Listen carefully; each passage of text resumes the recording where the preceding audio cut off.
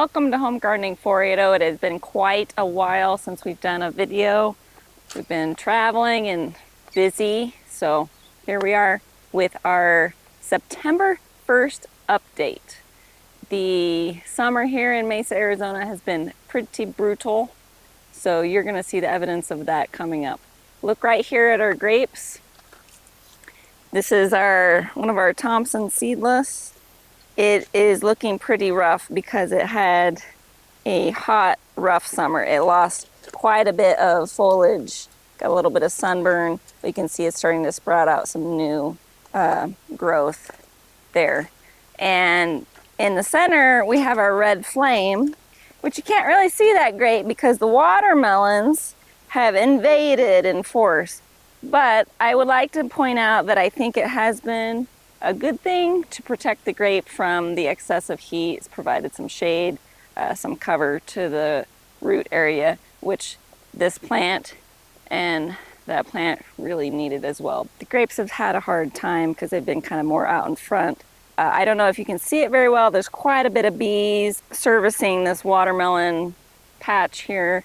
There are several watermelons. I can't even get through here. It's very, very thick with watermelons. The watermelons did have a rough start. I did start them a bit late, but we've got watermelons everywhere. I've got one here, several back in the back there, several back over here. This bed right here is our Hale's Best cantaloupe, and unfortunately sometimes you think the cantaloupe's gonna get bigger and you leave it on the vine and then it gets bad and starts to rot, and this is what happened. I left several because I thought they would get bigger, but they didn't get bigger, they just started to rot. In the front here, I had two red curry squash. They have kind of compact vines, but they did not make it through the summer. We have here in the center, and these were, I think the name is Autumn Buckskin Gold pumpkins. And as you can see, some of the vines had died, but I've got a resurgence here of some of the vines. And right back here, I have one of the pumpkins. It looks like, however, it's got a bit sunburned on the side, but let me see if I can pull it off, because I had picked several others. That's kind of what the good side is supposed to look like. It's supposed to be kind of like that, but this one got sunburned, wasn't protected. Wow. Yeah. I've got several other ones in the house that I picked several weeks ago that are on the counter just being stored. But planting the pumpkins early was a good call on my part because these watermelons are just taking over. You can see I've got one vine of pumpkin that's coming in here. On this bed over here under the shade cloth, I do have some more acorn squash. I haven't seen any fruit because the melons are taking over. Can't even really get in there. But I would like to point out, without this shade structure, everything would have been sunburned. If you look right over there at the tomatoes would have been gone. It really saved everything. Even though production of fruit really went down with the heat, it really did save the plants. We're going to have a bumper fall crop of tomatoes because the plants, while they're not really producing right now, they're starting to come up with some flowers. It's gonna hit as soon as the temperatures drop here in the next couple of weeks. Right in front of me, right here, I planted several things. The sunflowers are the only things that made it. These were supposed to be dwarf sunflowers like that one right there on the end. But obviously I had some cross-pollination. So if you look right there, that's the dwarf sunflower. I think the variety name is called Incredible, but these were seeds that I saved, and obviously this one right here had cross-pollination with one of the other varieties. One thing that I did on this particular bed was in the center of the bed I planted zinnias from seeds that I saved. They turned out great. On the back side here I planted a row of basil all along there to help protect it from the heat. On the front side, you can't really see it that great. I'll lift this up here. This is a herb called Summer Savory. I planted this along the front. It's got a bunch of little flowers. Great herb for cooking. So that was this bed. Right in the front, closest to the house, We've got rosemary, we've got thyme in front of that. That rosemary is just going bonkers, it's taking over. We have several parsley plants that went to seed in the center here. We had some petunias and some zinnias, also a little bit of basil going on down. We did have some dahlias, but they've since said goodbye, and followed by sage and more thyme on the end. The nice thing about having plenty of herbs is that even if this one single plant was having a hard time, I could take a little bit from multiple plants. It's made getting herbs relatively low demand for the plants. I'm not putting the plants in any significant danger by cutting the herbs back. Now, as you can see, last night we had a storm, and so our shade structure is all in disarray. Haven't even had a chance to fix it up yet this morning. But the watermelons have come all the way up to the strawberries. The sweet potatoes have come into the strawberries. The strawberries are being invaded. We'll see what we've got left when we get this cleaned up. These sweet potatoes won't be ready to harvest for at least another month. These won't be ready until at least October. By experience, need to wait for them a bit longer. So these are our tomatoes. The first variety you can see there is called Husky Red Cherry. Behind it, towards the front of the garden, is Roma. Kind of sprawling around however they want right now. I didn't really trim them over the summer at all. Farther down this way, we transitioned to our banana peppers and our jalapeno peppers. And behind these peppers is a variety called Patio. It's a dwarf tomato variety. That's had a little bit rougher go, but the peppers have been loving the shade. Very nice plants. However, the fruits have been getting sunburned. I'm gonna come and trim these out. So the sweet potato vines have pretty much invaded the strawberries. We have had a few patches of plants die out, like right in here. You can see they just died out. Yeah. But next one, we've got some other ones. What I think I'll do is I'll change the irrigation for this bed from a flower bed style sprayer to more of a drip line.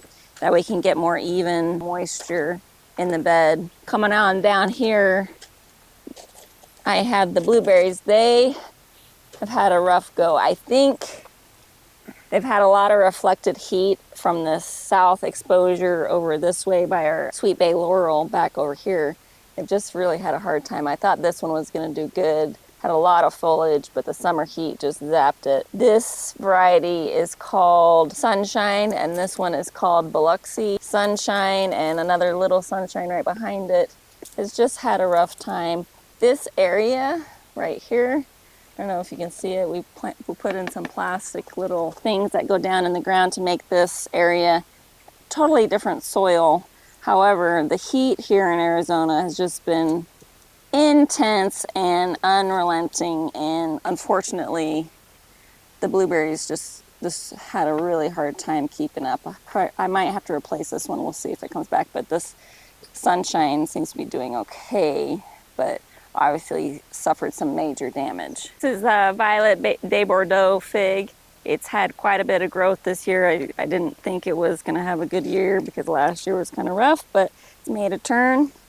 Doing pretty well. There's a bunch of little fruits on it. Gonna start to fertilize this a bit more and get the fruits to develop. This sweet giant blackberry had a rough time resetting after the late fall heat that we had last year.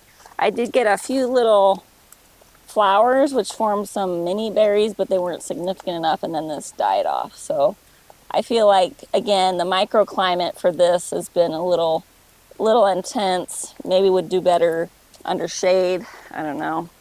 This is supposed to be Little Miss Figgy.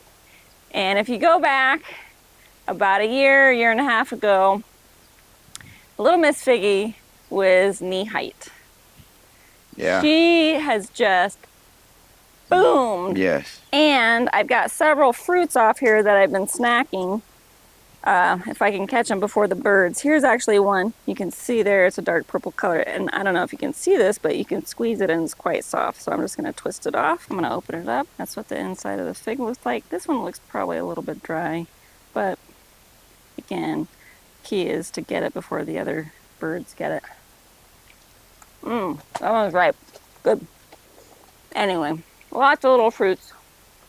Good fruit. Our sweet bay laurel did have a good amount of growth this spring. However, it was not immune to the intense, unrelenting summer heat. The edges have been sunburned of several of these leaves, but being shaded by this fig, I think it's done a little bit better this summer. This is our Texas mountain laurel. This is the plant that makes the purple grape soda smelling leaves. It did have a little bit of a caterpillar infestation earlier this spring, which I come out and done some caterpillar picking, but looks like it's got a lot of new growth and doing well. Overall, the summer garden, I think, has benefited enormously by the shade. We might take some notes from this year and maybe do a little revision, but definitely going to continue to do shade every summer. It is too intense heat here in Mesa, Arizona in the summer to really do anything and keep the plants going without shade. This is our Trovita orange. Again, you can see it's very sunburned. This plant has had a little bit difficulty with the summer. It's got some new growth budding out, but still, no doubt it was under a lot of stress from the heat. Next up, the Bear's Lime has done fantastic. Still getting some sunburn, but holding on to a lot of the fruit. Yes. There's a lot of fruit here. Bear's Lime is typically a seedless variety. Next up, we have the Mandarin Clementine variety. It's been a bit stressed, but not too bad either. A lot of fruit still on the tree, so this one's going to keep that fruit. This one over here, the Trovita orange, this was the smallest tree that we had purchased. It's had a hard time because of its little microclimate here. We did move the trampoline for the kids over here, so hopefully got a little less reflected light. So this is our Red Wonderful pomegranate. It has done quite well this season, probably at least a dozen, maybe 15 pomegranates. It is leaning forward a bit because our dogs had dug at the roots and caused it to lean forward. We're gonna trim it up and harvest it later on this fall, winter time frame and get it back in shape. So this is our Mineola tangela. We had a big problem. The top of the tree broke off in a windstorm. Had a lot of issues with the foliage getting damaged. There is some fruit on it, but probably we're gonna have to replace this tree. It's just too sick. Moving on to our Eva's Pride. This one produced quite a bit of fruit for us. One thing I would like to say is doing well with the summer heat. You know, of course, getting a little sunburn, but got a lot of new growth here, getting some good water. And next up, we've got our Mid Pride. Again, this is about 2 weeks after Eva's Pride, another freestone variety. Very, very good for eating. Did also get some good fruit off of this one. Very good production this year. So our Lisbon lemon has got a lot of lemons. Yes, it does. Been a bit sunburned. Don't trim any sunburned leaves, just leave them. They will provide some protection to the other foliage, but looking to get some good new growth this winter off of this Lisbon lemon. Got our Chilean mesquite. Gonna have to come in here and trim off a few of these suckers that are growing off the trunk there. But again, we're trying to get an upward, overarching kind of umbrella pattern, just like this mesquite that's several years older. If we turn, I had pruned already a couple of the suckers that were growing along the trunk off of this one. You can see the branches there. Overall, they're getting nice size. Would like to see a little more top foliage, but it'll come. Just want to apologize for not keeping up with the videos this summer. We've been really busy traveling, some other stuff going on. My cameraman's been out of town, and so we're working to try to get back on the groove of getting you out more videos, see what the progress is in the garden. We've got a lot of fall planting coming up, so here in the next couple weeks we're going to turn the corner, start doing a lot of harvesting out of there, and cleaning it up and getting it in for the fall. Hope to see you on our next videos. Have a great day.